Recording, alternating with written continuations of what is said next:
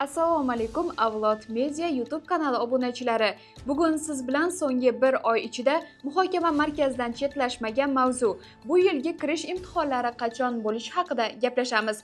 Ayniqsa testga tayyorlanayotgan har bir abituriyent bu videoni oxirigacha ko'rishi shart. Avvalo, eng ko'p so'ralayotgan savollarga javob. Bu yilgi imtihonlar sanasi qachon? 2026-yilgi oliy ta'lim muassasalariga kirish test sinovlari 14-iyuldan 25-iyulgacha o'tkazilishi kutilmoqda. Bu vaqtni to'g'ri rejalashtirish sizning natijangizni belgilab beradi. Imtihonlar qayerda bo'ladi? Test o'tkaziladigan binolar ro'yxati allaqachon shakllantirilgan va bu sizning myuzbm.uz sayti orqali yuklab olgan ruxsatnomangizda barcha ma'lumotlar keltirilgan. Ya'ni sizni ruxsatnomangizda test topshiradigan manzil, kirish vaqti, hudud nomi va tanlangan ta'lim shakli, ta'lim tili kabi ma'lumotlar bo'ladi. Imtihonga qanday kiyimda borish kerak? Bu ham abituriyentlar orasida eng ko'p so'ralayotgan savollardan biri. O'zi formada borish shartmi?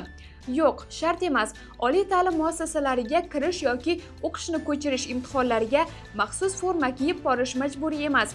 Bu faqat tavsiya xarakteriga ega. Biroq bu jamoat joyi rasmiy test muhiti bo'lganligi uchun sodda, tartibli va toza kiyinish tavsiya etiladi.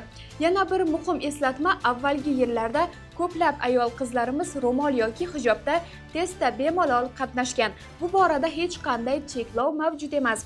O'zingizni erkin, qulay va ishonchli his qiladigan kiyimda boring. Testga nimalar olib kirish mumkin? Bu ham juda muhim masala. Keling qisqacha qilib aytamiz. Ruxsat etiladi shaxsni tasdiqlovchi hujjat, ya'ni ID karta yokida pasport. Ruxsatnoma. Uni myuzbm.uz saytida yuklab olasiz. Oddiy mexanik qo'l soati, lekin smart soat emas. Tibbiy optik ko'zoynak, dastro'mol, kalit, zarur dorilar, oz miqdorda pul. Imtihon joyiga nimalar ruxsat etilmaydi? Telefon, naushnik, har qanday elektron qurilma, shpargalka, kalkulyator, ruchka, suv, qoralama qog'oz esa imtihon joyiga ruxsat etilmaydigan narsalar. Eslatma. Tartib buzish test natijangizni bekor qilinishiga olib keladi. Ehtiyot bo'ling. Xulosa qilib aytganda, test imtihonlari 14-25-iyul oralig'ida bo'lib o'tadi. Sizga kerakli ruxsatnomani esa myuzbm.uz orqali yuklab olishingiz mumkin. Va eng muhimi, hozirdan boshlab nafaqat bilimga, balki imtihon kundagi tartib va muhitga ham tayyor bo'ling. Agar bu ma'lumot sizga foydali bo'lgan bo'lsa, videoga like bosing, kanalga obuna bo'ling va yaqinlaringiz bilan ulashing. Yana qanday savollar qiynayapti? Izohlarda yozib qoldiring.